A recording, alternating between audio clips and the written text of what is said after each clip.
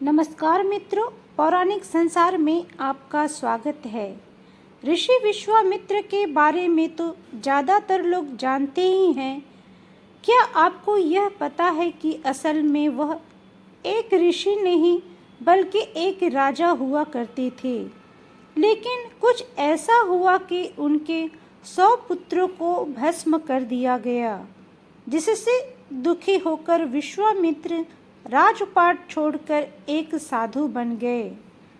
सवाल ये है कि आखिर ऐसा क्या हुआ कि एक राजा अपना राजपाट छोड़कर साधु बन गया। तो चलिए आइए जानते हैं, ये जो बहुत ही दिलचस्प कथा है। विश्वामित्र गाधी के पुत्र थे और पहले अपने राज्य में एक धर्मपरायण क्षत्रिय के रूप में राज्य करते थे। एक बार अपने साथ अक्षयणी सेना लेकर वह पृथ्वी के भ्रमण के लिए निकले। भ्रमण करते हुए वे महान ब्रह्म ऋषि वशिष्ठ की कुटिया में पहुंचे। उस सुंदर कुटिया में प्रवेश करके जहां अनेक मुनि निवास करते थे, उन्होंने आदरपूर्वक वशिष्ठ को प्रणाम किया। ऋषि ने विश्वामित्र का हार्दिक स्वागत किया और दोनों मित्रतापूर्वक वार्तालाप करने लगे। वशिष्ठ ने कहा, हे राजन, यहाँ अतिथि के रूप में कुछ दिन निवास करें ताकि मैं आपकी उचित सेवा तथा सत्कार कर सकूं। विश्वामित्र ने विनम्रतापूर्वक उत्तर दिया, आपकी सेवा से तो मैं पहले ही संतुष्ट हूँ, अब हमें जाने की अनुमति दे।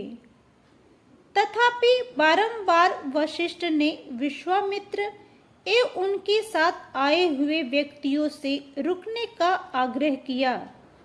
अंततः विश्वामित्र सहमत हो गए। जब वशिष्ठ नंदिनी नामक अपनी कामधेनु गाय को विश्वामित्र के सामने लाए और उसे अत्युत्तम राजोचित भोज उत्पन्न करने की आज्ञा दी, ऐसी आज्ञा पाते ही उस दिव्य गाय ने तुरंत विभिन्न प्रकार के भोजन तथा पेयों की व्यवस्था कर दी। सब कुछ चांदी के देदीप्यान विशाल थालियों में रखा हुआ था। विश्वामित्र एवं उनके सहचर भोजन करके संतुष्ट हुए, किंतु विश्वामित्र को वशिष्ठ से ईर्ष्या होने लगी, क्योंकि वे उस दिव्य गाय को अपने लिए चाहने लगे थे। लोभ की भावना में वृद्धि होने पर विश्वामित्र ने वशिष्ठ से कहा, मुझे आपकी आश्चर्यजनक गाय किसी भी कीमत पर चाहिए। कृपया आप मुझे दे दें और इसके बदले में मैं आपको समुचित उपहार दूंगा। विश्वामित्र मुनि को सहस्त्रों गौओं, सोना, असीमित जवाहरात एवं और भी बहुत कुछ देने के लिए तैयार हुए, किंतु वशिष्ठ ने अपनी दिव्य गाय देने से इनकार कर दिया और कहा, मुझे दुख है, किंतु 10 अरब गायों के विनिमय में भी मैं इस कामधेनु को स्वयं से पृथक करने में असमर्थ हूँ। यह कामना पूर्ति करने वाली गाय मुझसे अलग नहीं हो सकती, क्योंकि यज्ञ कार्य के लिए आवश्यक वस्तुओं को प्राप्त करने के लिए मुझे इसकी आवश्यकता है। तब विश्वामित्र ने उत्तर दिया, नीति के अनुसार यह गाय मेरी होनी चाहिए, क्योंकि राज्य की प्रत्येक उत्तम वस्तु का अधिकार राजा ही होता है। चूंकि वशिष्ठ की अस्वीकृति ने विश्वामित्र की इच्छा को और भी उत्तेजित कर दिया, अंततः राजा मुनि को और भी बहुत कुछ देने के लिए तैयार हो गए, किंतु वशिष्ठ ने गाय देने से इनकार कर दिया। अंततः निराश होकर तथा क्रोध में आकर विश्वामित्र गाय को पकड़कर आश्रम से बाहर ले जाने लगे।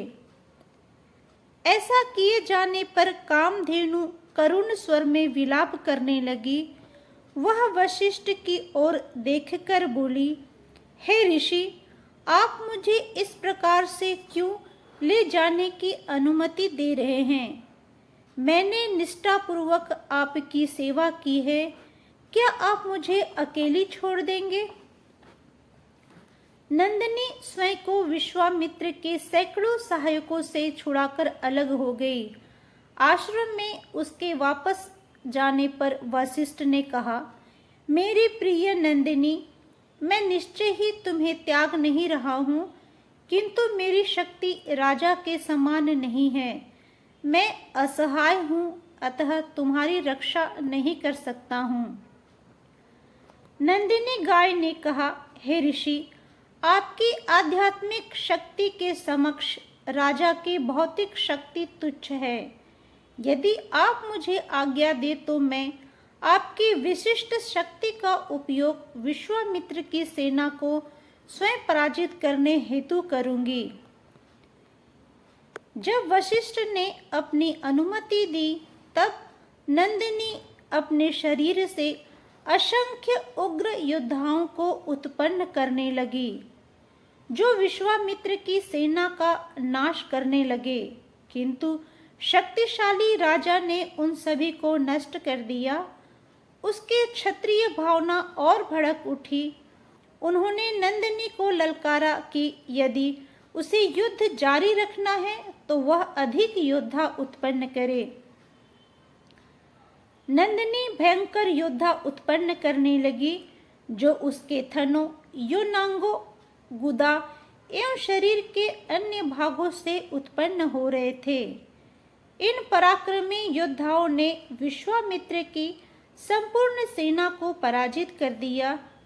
यह देखकर विश्वामित्र के 100 पुत्रों ने क्रोध में आकर वशिष्ठ पर आक्रमण कर दिया, किंतु ब्रह्म ऋषि ने एक शक्तिशाली गर्जना के उच्चारण से ही उन सभी को भस्म कर दिया। इस प्रकार विश्वामित्र न केवल अपनी सेना को अपितु अपने 99 पुत्रों को खोकर हतोत्साहित एवं उदास होकर चले गए। विश्वामित्र अपने एकमात्र जीवित पुत्र को अपना राज्य सौंपकर भगवान शिव को प्रसन्न करने के उद्देश्य से वन में तपस्या करने चले गए। तो फिर देखा आपने मित्रों, किस प्रकार नंदिनी गाय ने विश्वामित्र के 99 पुत्रों को भस्म कर दिया। यदि यह कथा आपको पसंद आई हो तो मेरे चैनल को सब्सक्राइब ज़रूर करें। तो मिलते हैं नई कथा में, तब तक के लिए जय सिया राम।